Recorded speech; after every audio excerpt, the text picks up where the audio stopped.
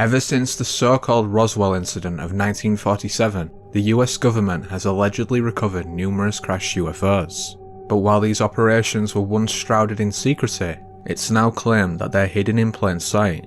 On February 15, 2023, California resident Jasmine Mendoza filmed a saucer-shaped object being hauled by a truck down an interstate. Strangely, Mendoza stated that the vehicle was escorted by at least 10 cop cars. 2 days later, and approximately 3 hours away, the same object was observed by a range of witnesses on its way to Lamar Naval Air Station.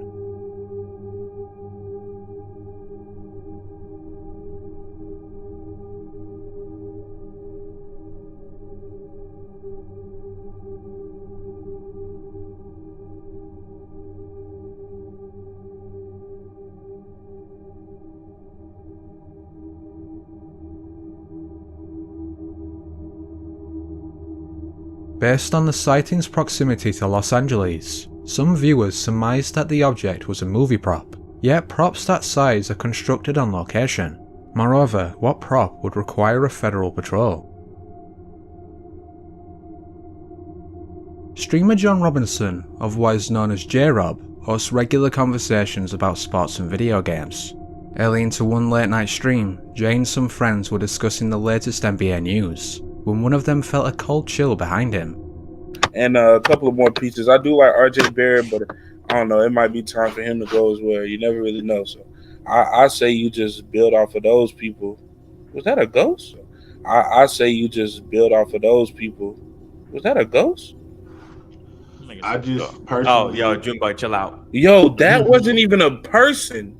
Junebug, chill out. I ain't got time for this. Yo, did we catch a ghost on stream? Bro, stop. No, stop it. Stop it. Junebug, chill out. I'm alone. Hey, I didn't see it. I didn't see anything, man. I was looking at it. Turn on the lights. Stop playing, bro. I'm looking at it right now. I'm gonna go look at it right now because this is what? Oh, shit. Bro. What, Junebug, what happened? That was not a person, bro. Bro, chill out. What are y'all talking about? J-Rob, stop. Hey, y'all chill out, man. Hold up, man. I ain't with this. Bro, go watch it for yourself. Please run it back. Somebody run back the clip. Please, somebody run back this clip.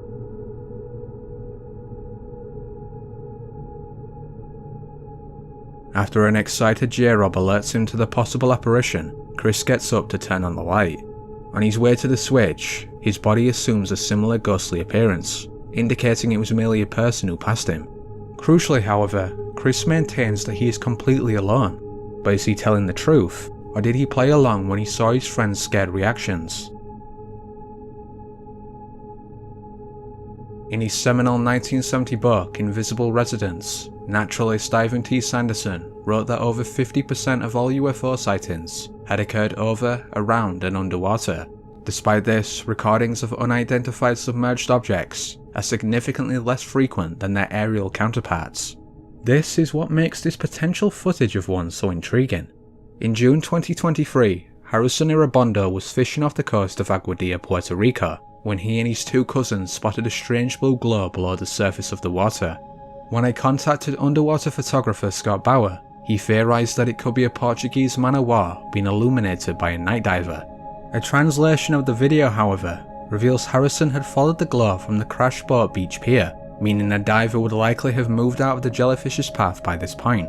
But if it's not a diver, what is this? Mira, empezó en el puente y está en la boya, mira la boya. El puente está a mano izquierda, Mira eso, mira. Mira eso. Hay algo ahí. Mira algo ahí. Míralo. Yo no sé qué carajo es eso, dale para atrás. Si no quieres saber. Dale.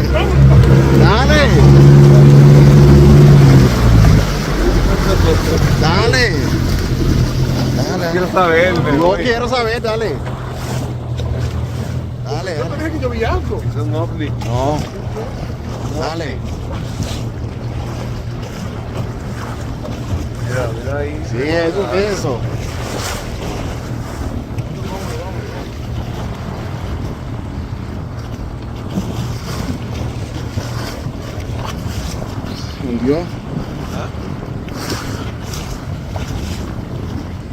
Me voy. Wow. Beneath the water, a strange shadowy figure swims by the boat. After initially insisting on obtaining a better view of the anomaly, the trio opt to flee the scene. It's interesting to note that this isn't the only time Aguadilla has been associated with USOs. On the night of April 25, 2013, a United States Customs and Border Protection aircraft recorded an unknown object travelling at speeds of 80 miles per hour before it disappeared into the sea. With this in mind, is it possible that the two USOs are connected? In Aztec mythology, the Quinn and Metzin were an advanced race of giants that inhabited modern-day Mexico during the Son of Rain era. Credited with leaving behind majestic constructions, the giants sustained a millennium-long civilization until they were eradicated by the Great Flood. Or were they? In December 2022, Mexican trucker Louis F. was driving through the state of Aguascalientes when he spotted this enormous figure atop the summit of a nearby mountain. Yo vi un gigante ahí arriba. ¿Qué será?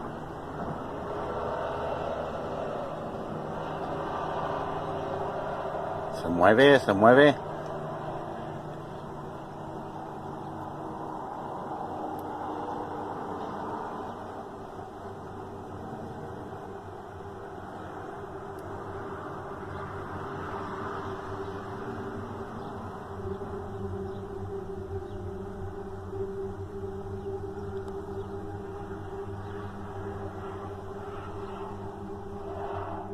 While there's no way to definitively determine the size of the supposed giant, there's no doubt that it's massive. This seemingly eliminates any possibility of an illusion, leaving just two options: either the video is a hoax, or somehow it's real. In 1964, Soviet physicist Nikolai Kardashev proposed a system to gauge a civilization's technological advancements by measuring the amount of energy they could extract. Aptly named the Kardashev scale, the method sorted the civilizations into three types. The most relevant of these was Type 2, a society capable of utilizing all the energy produced by its own sun.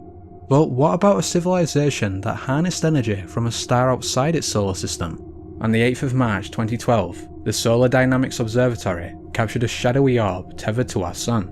After 4 days, the sphere detached from the star, with the takeoff leaving a visible wave effect across the surface.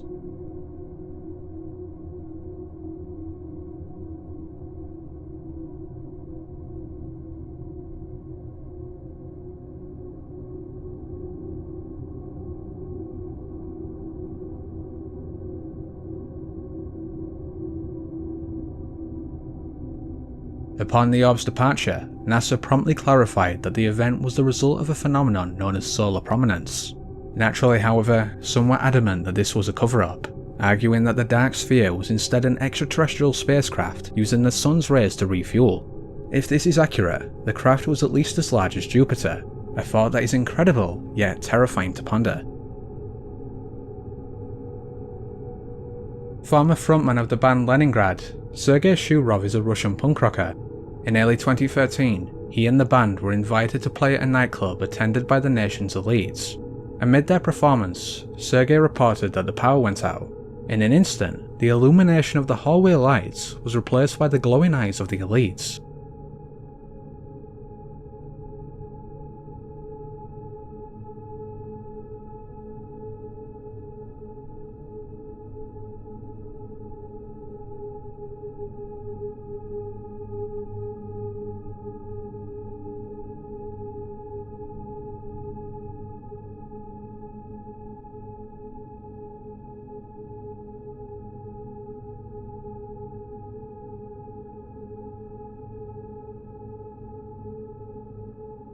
Understandably unnerved, Sergei and the band immediately packed up to leave. In a separate interview, their story was verified by Russian supermodel Natalia Vodanova. When she inquired as to the cause of the glowing eyes, she was informed that it was due to an effect from stem cells. While this explanation is strange enough, others contend that the reality is even stranger, with a popular theory holding that the elites were demonic. Whatever or whoever they were, Sergei was too afraid to reveal their identities. Similar to many other purported victims of alien abduction, the West Midlands woman known only as Susan had her experiences start as a child. Dissimilar to any other victim, one of the times she was abducted was caught on camera. The apparent first abduction of her adulthood occurred on the night of December 3rd, 2010. After seeing a glowing light outside her window, Susan awoke in a darkened room lit only by pale yellow-greenish grid lines. Standing in the doorway was the silhouette of a typical grey, although this creature stood at around 7.5 feet tall. At this moment, Susan found herself back in bed, the memories of the abduction laying dormant until later awakened by hypnosis. For the next few nights, she was overwhelmed by the fear that something was coming to take her away. To reassure her she was safe, Susan's husband set up an infrared camera facing their bed. Upon reviewing the latest night's footage, however, they saw that she appeared to inexplicably vanish from the covers. Nearly 13 minutes later, Susan reappeared.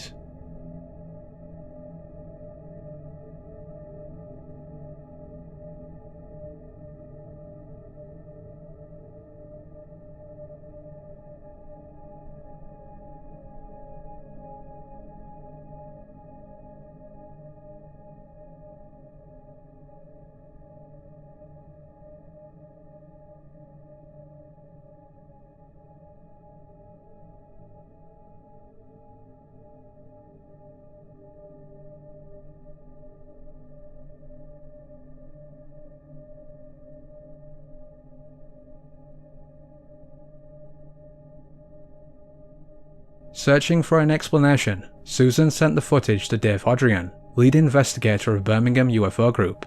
While a prior analysis had concluded the only possible way to reproduce the video was through a hidden device in the bed, Dave verified that it was a perfectly normal piece of furniture. Furthermore, he has argued that there was no reason for the couple to fabricate the abduction, since they neither sought fame nor finance from it.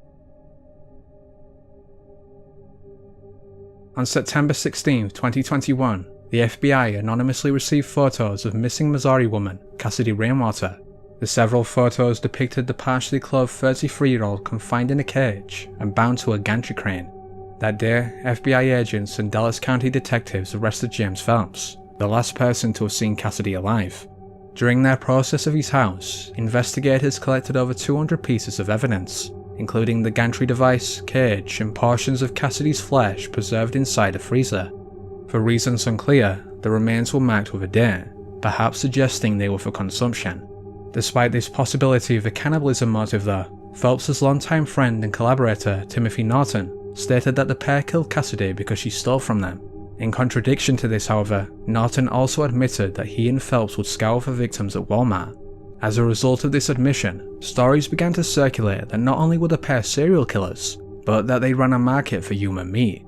Even wilder, word spread that law enforcement was protecting powerful county officials who belonged to the clientele, a theory that only gained further traction when it was mocked by the sheriff.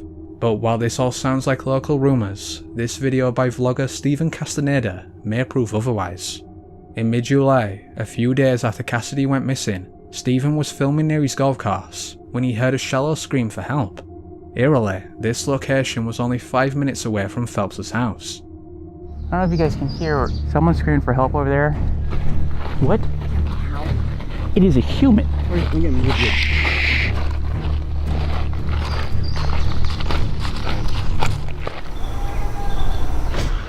That's a human. This is just in case anything happens. Hey, you stay down here.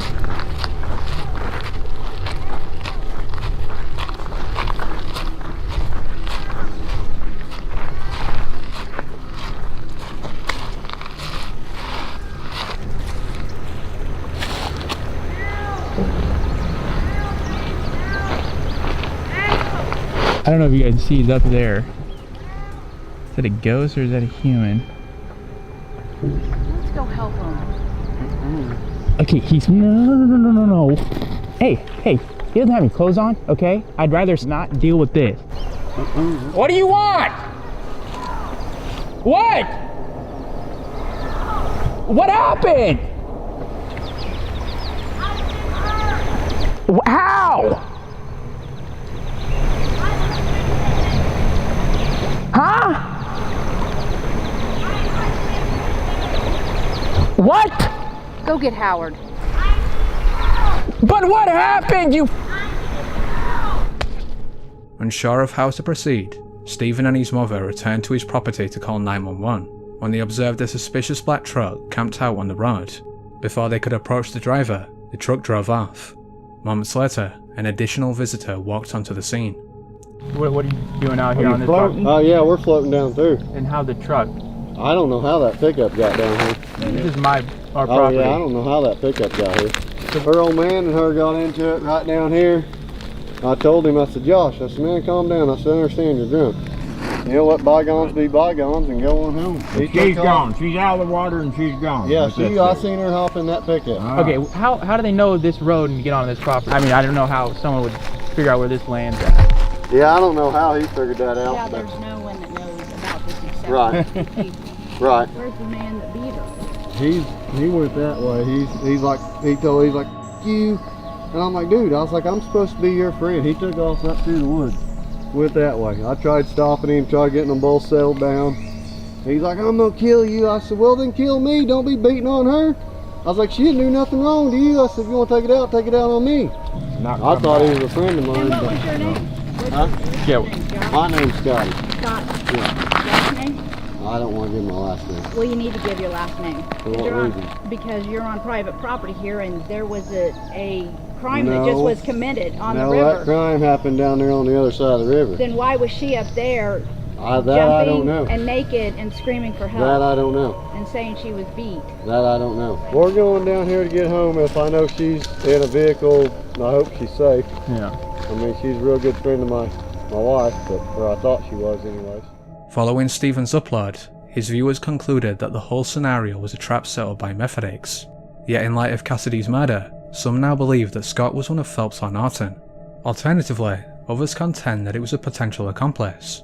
Any immediate evidence of a co-conspirator was destroyed though when Phelps' house was burnt to the ground by an unknown party. Still, if he and Norton did have help, both have remained silent about it. So did they only operate together, or are they the sacrificial pawns of a horrifying human trafficking operation?